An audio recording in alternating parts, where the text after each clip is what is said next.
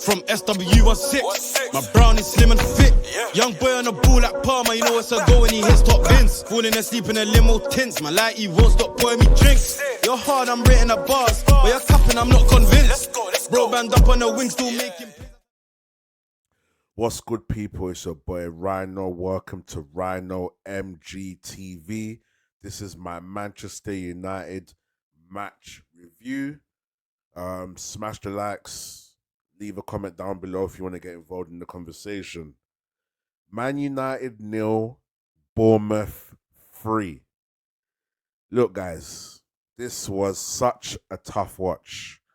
Such a tough watch, man. And my question to the United fan base, are you guys really ready to suffer?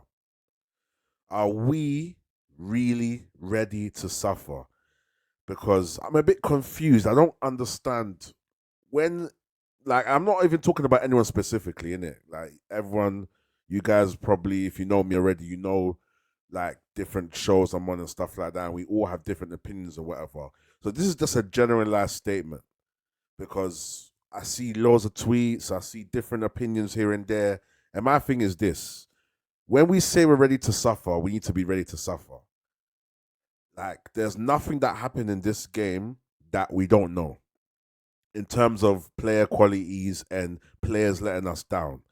I understand it's frustrating. I understand it's annoying. I understand we can pinpoint who can do better and where we need to fix. But, like, even at the start of the half, cool, fair enough, Malacia did come off. But for me, he wasn't our worst player.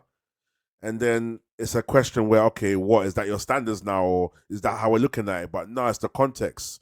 I feel like game by game, we need to see how we can win. You know, if someone's not doing a good job, maybe he needs to come off and someone else needs to go in and whatever. Or, you know what, we're conceding set pieces. Let's, drill it into the team to stop, like, be more switched on. Maybe put some tool players in there, whatever. I see it game by game. It's like this game. Loads of people were cussing off Xerxes. Last game, everyone was bigging up Xerxes. You can't go 1 minute Xerxes, yeah, you know what, I told you guys so. Look, see, he's hard. Then this game, I told you shit. Like, we're going to get inconsistencies with these players. We are. That's the fact of it. These players are not overall good enough. We don't have a lot of the profiles to work with Ruben's system. And Ruben did get some things wrong today, and I think he will learn. But I'm going to give him a bit of a grace period to learn his mistakes and figure out what he needs to do and stuff. And that's what I'm going to start with, and then I'll get into the whole player stuff. Because that's how I want to kind of end it on the players and our expectations as a fan base and whatever. But yeah, cool. He took off Xerxes. Xerxes wasn't really getting to the game. You could tell Xerxes was very frustrated, sitting on the steps. Fair play, he wants to do better. He's got what's the word I'm looking for? He's got his own self-targets that he wants to reach, and he probably knows he didn't do too well. Hoyland came on. Hoyland was a bit better, had a bit more attacking threat. Cool, that's a good sub. But then Garnacho came on for Ugarte. That was surprising for me because personally, I think Ugarte was one of our best players. So keep him in there because he's putting out the fires. And then maybe if you need to get Garnacho on to hopefully have an injection of attacking threat, because remember, sometimes he's better off the bench. Maybe take off, I'll say Bruno, but then Bruno weren't too bad. And this is my opinion, people. I don't think Bruno was too bad. There was a lot of stupid passes he did, which is typical Bruno. But generally, he went too bad. So I don't know who else could have come off for Garnacho. It's tough, man. Because Mainey was doing decent linking out play. Ahmad wasn't his greatest, but he wasn't our worst. And that's how I want to prioritize things. I want to look at, okay, you know what? Who's our biggest problem? So when Malacia came off, maybe there's something that I can't see from watching on the TV, but as the first half grew, Malacia grew into the game. He was crossing the ball in the box. He was linking up nice with Bruno and Ahmad when Ahmad was on the left side and stuff. And he was doing his thing. He started to bully players a bit. And yeah, cool. But then he came off. Then you had to put Dallo on the left, who I preferred Dallo on the right. But then it's weird, man, because Dallo has the shot in him to score sometimes, but he didn't do it. And over the course of the season, Dallo hasn't been good in the left. So when Malacia came off, I was hoping that Malacia was going to stay on. We bring Euro on for Dallo, put Mazrari on the right wing back, keep Malacia on the left wing back, and then put Euro as a right centre back. But then he ended up taking Malacia off. So then on our left side now, we don't have a natural left-footed person that can cross the ball, can receive the ball in nice positions where, you know what, it's on his left. He can easily clear it if he needs to or break the lines or whatever. Whereas if you're passing it to a right footer, it's easier for to be pressed sometimes because of the positioning that you're going to receive the ball.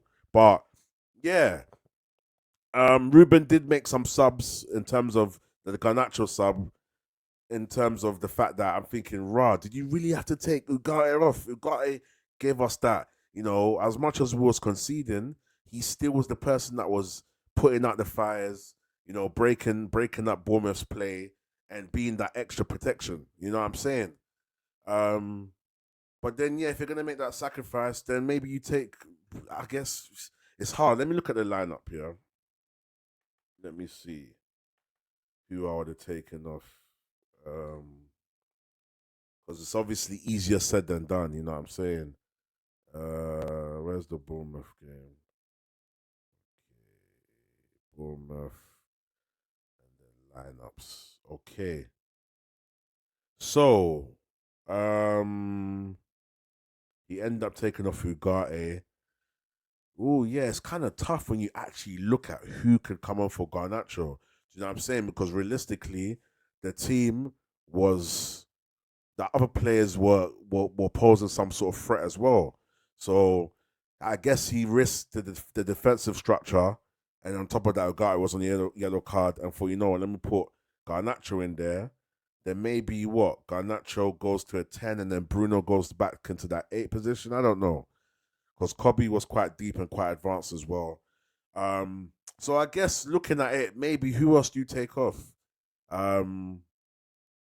Yeah, I hear it, man. I hear it. Maybe you take off Dallo then, make Garnacho a right wing back. Then he could cross the ball, and then you could keep Dallo in the 10 as well. I don't know. But yeah, I was a bit confused with Ruben's subs.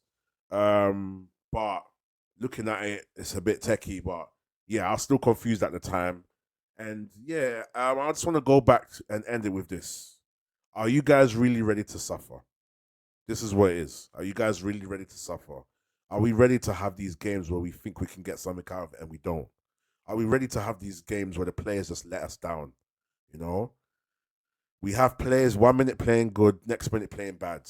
We know these players are inconsistent. We know these players. Ruben hasn't had a preseason. He hasn't even got his profiles, and he hasn't even had a summer window. So we can criticize things gently, but I think we just need to, strap the seatbelt on and be ready for this journey. Because when we say we're ready to suffer, these are the kind of games we need to be ready to suffer like during. Losing 3-0 at home to Bournemouth. It's crazy. Crazy. Are they our bogey team? They've beaten us 3-0 twice, 2 seasons in a row. At Old Trafford, they're beating us 3-0. And funny enough, this was my turning point for the last regime. I said, you know what? This is poor. But look, with a new structure and new everything, we're still losing. But it's the manner of which we're losing. The players just gave up. You want to use that argument for the last regime? Cool, fair play. That's what you want to do. But at least since Ruben's come in, we're taking positives. We need to understand that this is going to take game by game basis, in terms of getting his ideas fully out there, which we're seeing, in terms of getting these mistakes out of these players. And ultimately, it might be a thing where loads of these players are not good enough, and by January or some winter, they need to go. But for now, we just need to be grounded and realize where we're at and just be ready for the ups and downs. And then once we start to see players coming in and we start to see the team getting used to the identity and the way of play, because I know Ruben said in his press conferences that he's worked a lot on the build-up, but not a lot on the attacking part. And he doesn't have a lot of time, so you can clearly see our build-up has improved a lot, but our attacking is still missing. It's still very bad. Our attacking-wise, we're bad. So, yeah, man, my question is, are you guys ready for the journey? criticize what you need to criticize, but don't go overboard until we have a good sample size. You know, Xerxes, I'm not going to get onto Xerxes. Yes, he had a poor game, but the last time he had a great game. Yes, we want inconsistencies. Yes, we understand his profile. Yes, we understand certain things he needs to work on. But it's like, I'm just going to have to let it play out. And then at the end of the season, I can make my full-on conclusion, you know? You know, just the other day, we wanted to keep Martinez. Now people don't want Martinez. We wanted to get rid of Maguire. Now people don't mind Maguire. Like, we need to find some consistency. And I understand as fans we're emotional, but we just need to criticize here and there and then look at the next game and see if Ruben figures it out. As long as Ruben's getting better and better and we're starting to see more and more positives, we're going to have these ups and downs when the players let us down. That's ultimately the truth. So it's a difficult situation that we're in because you want to criticize and you want your team to win all the time, but at the same time, we have to remember these players are not always good enough. So we're going to have inconsistencies. You feel me? So it's tough, man. But we got to ride the storm. Let me know if I missed out anything. Leave a comment down below for anything that I've forgotten to talk about. And that's pretty much my overall thoughts on the game, man. Another loss. We have taken ourselves into the top half of the table. Ruben says, you know, we are out of the Carabao Cup. He doesn't want to use that to mask, you know, what we need to work on. And that's true. We've got a lot to fix at this club. And I think sometimes as fans, we get giddy. We beat Man City. And it was a great game. But then we've lost our next two games. We're out of the Carabao Cup and we lost to Bournemouth. So it's like, cool, where do we go from here? But that's the thing. We're seeing more and more positives. Today, I didn't see much positives, but that's how it goes when you're working on stuff. You know, you're going to have days it doesn't go too well. Knowing the history of these players and knowing the work that Ruben has to do at this club. So, yeah, I'm still going to give him time. I'm not going to throw my toys at the pram. I'm still going to criticize where I need to, criticize the players where I need to, but it's like within time, I can start to make my proper conclusions once the season ends, and I'll kind of judge it game by game. But yeah, that's all I've got to really say, to be honest. I don't want to keep rambling on. And yeah, just let me know what you guys think in the comments, man. And please smash the like on the video and please sub. I want to try and bring my Sunday show back as well because, yeah, man, there was a lot of things I was doing a while back, and now I'm starting to see, you know, other YouTubers are getting creative and they're doing certain things as well. And, you know, Sunday show was a good vibe, man. But, yeah. Anyways, that's it. Leave a like, sub. It's your boy Rhino, and I'm out. From SW16, my brown is slim and fit. Young boy on the ball like Palmer, you know it's a go when he hits top bins. Falling asleep in a limo tints, my lighty won't stop pouring me drinks. You're hard, I'm written at bars, but you're capping, I'm not convinced. Bro band up on the wing, still making